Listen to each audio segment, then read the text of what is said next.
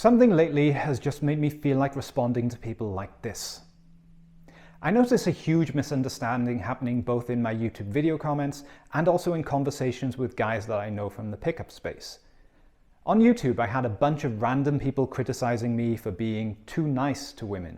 Interestingly, I made a video on that topic a few years ago that none of those commenters seem to have watched or been aware of. And in the pickup space, there's this belief that in order to be really attractive to women, you have to build the dark triad traits: narcissism, Machiavellianism, and psychopathy, to become this self-focused, outcome-independent, unfazed alpha male. And there definitely is a valid case to be made for not investing more into a woman than she invests into you, to not put her on a pedestal, to not walk a mile for someone who wouldn't even move an inch for you. This book, Normal Mr. Nice Guy by Dr. Robert Glover, which I highly recommend, explains all about these behaviors and why they happen. Most often, when a boy has an abusive or absent father or a man-hating mother, he decides that he's never going to let his mother, and by extension all women, suffer as if they would if he was a man like his father or the men that his mother is so angry about. So he becomes hyper-concerned with every need and want of women and sees his natural masculinity as bad. He doesn't say what he wants or thinks. He suppresses showing any sign of sexual interest. He does and gives things because he doesn't believe that he is enough by himself. He betrays himself because he doesn't believe that it's okay to be himself. And some people need to do the opposite of their usual behavior in order to feel how it feels. How does it feel to be selfish? How does it feel to put myself first? How does it feel to care more about what I want than what everyone else wants? And that's really, really useful for many people. But it's like correcting bad posture. If I spent all my day hunched over like this, I would need to, as an exercise, open myself up like this in order to teach my body that somewhere in between there's a natural place that I should be. I'm not meant to walk around like this all day. And that's what those who throw themselves into dark triad traits, not giving a shit about women, are doing. They're putting themselves stuck in the opposite position instead of finding out who they really are, somewhere in the middle. Not treating a girl like shit, occasionally texting her first, doing something nice for her. Nah bro, that's nice guy behavior. No, it fucking isn't. And by the way, nice guy behavior is a problem primarily because it's done with an agenda. It's done to try to achieve an aim. It's not really done out of kindness and honesty and sincerity, which is precisely what these people who are trying to be more distant and more uncaring and more I don't give a shit about you are doing.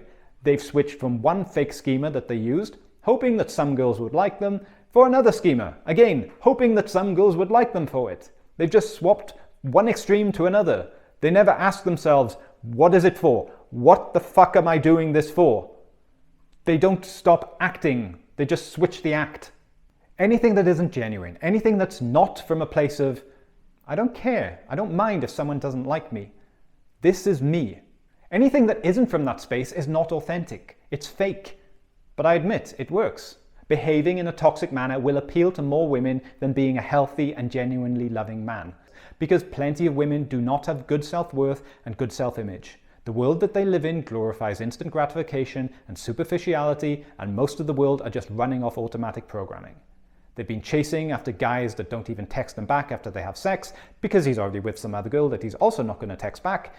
They expect very little. The bar is set very low and very superficially. If you give her excitement and play with her emotions, you can get her into bed. But you can't love her. She doesn't want that, not in the role that she's playing in life.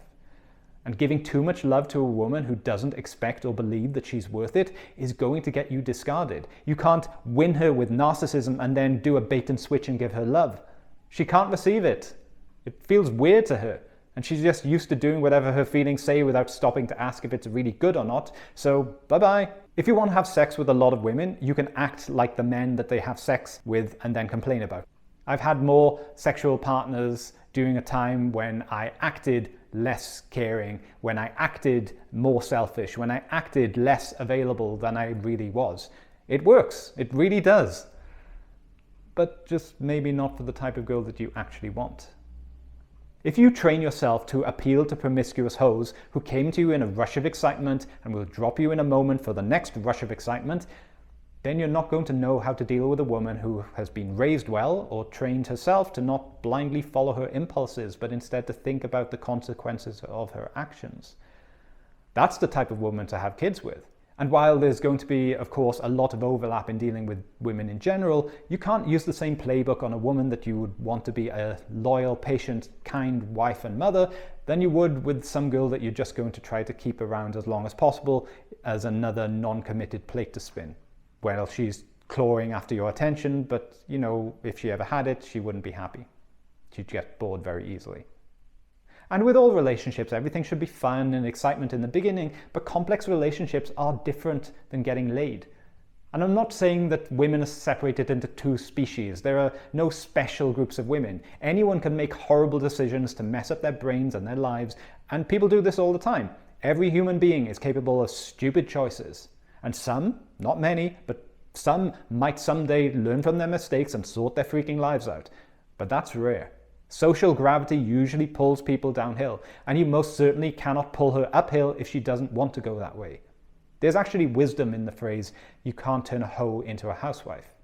She's made her commitment to a particular lifestyle and is unlikely to suddenly change for you.